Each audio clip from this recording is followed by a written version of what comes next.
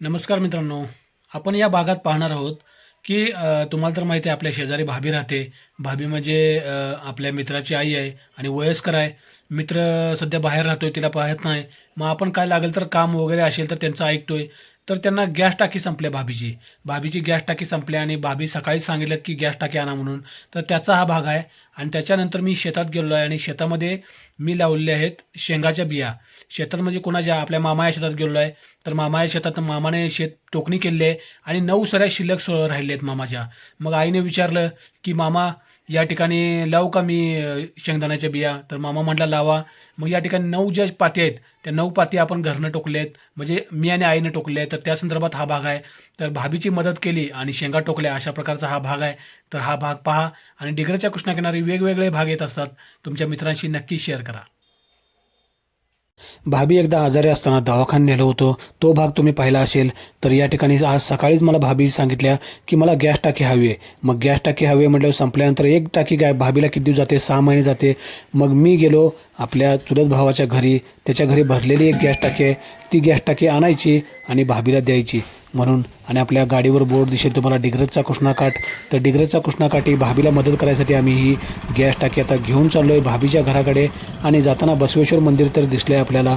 बसवेश्वर मंदिराचे जे आहेत ते यात्रेचे भाग तुम्ही पाहत असाल तर तुम्हाला ते समजून जाईल, की बसवेश्वर मंदिर आपल्या गावाच्या मेन चौकातच आहे. आणि जाताना मला दिसल्या लाकूड तोड्या. हे बघा लाकूड तोड्या इथं विटा टाकायचं काम करलं आहे. लाकूड तोड्या काहीही काम करत असतो. या ठिकाणी काम करताना मी त्याचा व्हिडिओ घेतलेला आहे. तर भाभीच्या टाकी आणण्यासाठी गेलो असताना भाभीची टाकी आता घेऊन आलेलो आहे आणि भाभीचं घर आपल्या बरोबर घराच्या समोरच आहे. मग भाभीला आता टाकी देणार आहे आम्ही इथं नेऊन. भाऊ आमचा टाकी जोडण्यासाठी मदत करला आहे. ही बघा भाभी आहे, आमच्या मित्राची आई आहे आणि एकटीच राहत असते. तर मित्र आमचा दुसरीकडे राहत असतो. तर या ठिकाणी भाभीची आपण मदत करण्यासाठी टाकी भाभीला आणून दिले आणि जोडून दिले. एक टाकी आणून दिली भाभीला, की साधारण 2 ते 3 महिने परत बघायला लागत नाही भाभीला. 2-3 महिने टाकी जात्या, कारण की जास्त जात्या. कारण की भाभी एकटीच स्वयंपाक करते आणि एकटीच खात असत्या आणि काय लागेल तर आपण भाभीला मदत करत असतोय. या ठिकाणी बघा भाभीला म्हणतं, "भाभी हात करा." हां, भाभीने हात केला आता या ठिकाणी आणि भाभी आता हसा लागल्यात. आणि भाभीची टाकी ठेवून झाल्यानंतर मी जाणार आहे आता शेतातला एक भाग दाखवायसाठी. तर भाभीची टाकी ठेवून झाले आणि आता भाभीच्या घराच्या बाहेर गेलो आहे मी.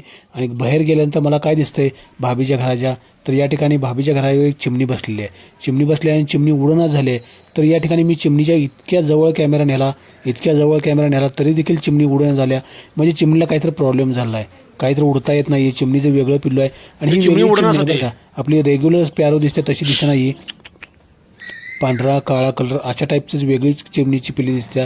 तर या ठिकाणी भाभीच्या बरोबर घराच्या पत्र्यावर बसले आहे आणि याच्यासमोर बरोबर तुम्हाला दिसेल, की आतमध्ये भाभी काहीतरी काम करायला लागल्या. आणि या ठिकाणी बरोबर घराच्या समोर या ठिकाणी आपलं घर आहे आणि हे आहे आपलं घर डिग्रजच्या कृष्णाकाठी. हे आपण घर बांधलेलं आहे. तर या ठिकाणी अजून कलर केला नाही आहे. बांधून 5-6 वर्ष झाले पण कलरला पैसे नाहीत, त्यामुळे कलर केला नाही आहे. तर या ठिकाणी भाभीचं घर बरोबर आपल्या समोरच आहे. तर हे तुम्ही पाहू शकता, मी हात दाखवत आहे आणि या ठिकाणी हे दाखवून झाल्यानंतर मी आता दुसरा भाग सुरू करतो. तर दुसरा भाग असा आहे, की बैल पोळाच्या दिवशी बैल ठेवल्यानंतर मला जावं लागलं शेतात कामासाठी म्हटल्यानंतर आपल्या मामाचं जे शेत आहे त्या मामाच्या शेतात मला कामासाठी इथे जावं लागलं. तर या ठिकाणी पंचकल्याण पूजेचा जो रोड आहे, शिवाय पालखी जे केली आपल्या डिग्रजच्या कृष्णाकाठची या रोडवरून गेलती. या रोडला आमच्या मामाचं शेत आहे आणि मामाच्या शेतामध्ये गेलो.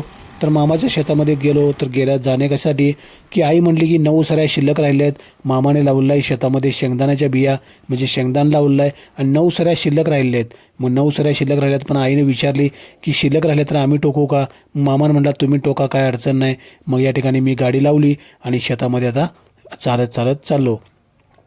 आई गेले पहिलाच पुढे आणि आई तिकडे शेतामध्ये पोहोचलेली आहे.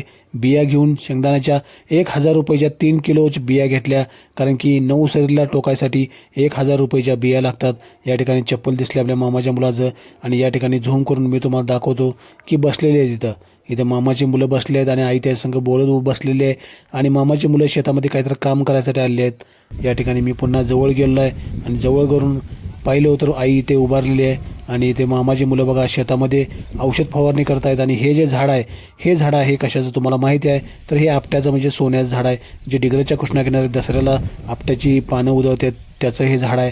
आणि ह्या शेतामध्ये आपण वैरण वगैरे काढण्यासाठी येत असतोय.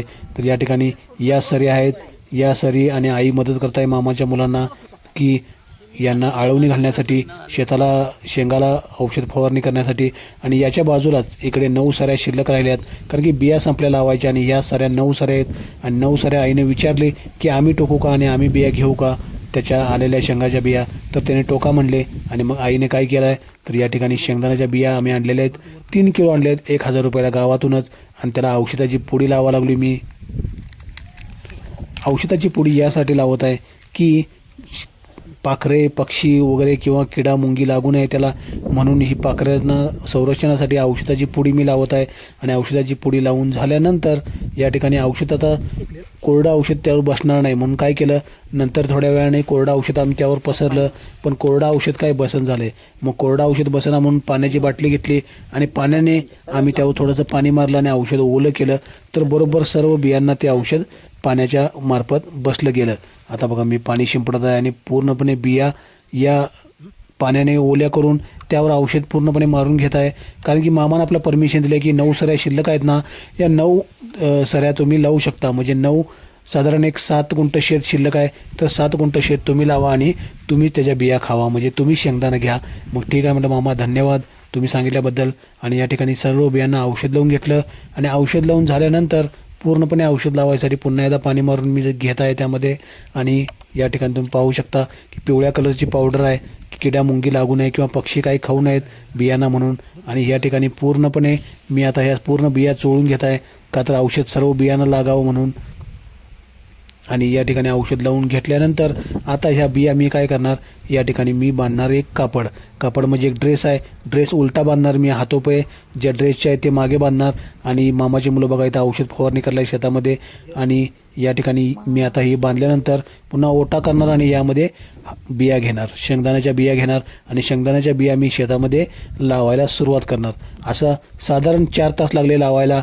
4 तासामध्ये कशा प्रकारे मी बिया लावल्या पूर्ण 9 सरीला हे तुम्हाला मी दाखवतो.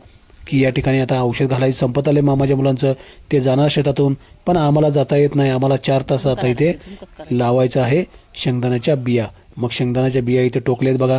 एकाच खड्डा करायचा हाताने आणि त्यामध्ये एका सरीमध्ये खड्ड्यामध्ये 3 ते 4 बिया टाकायच्या.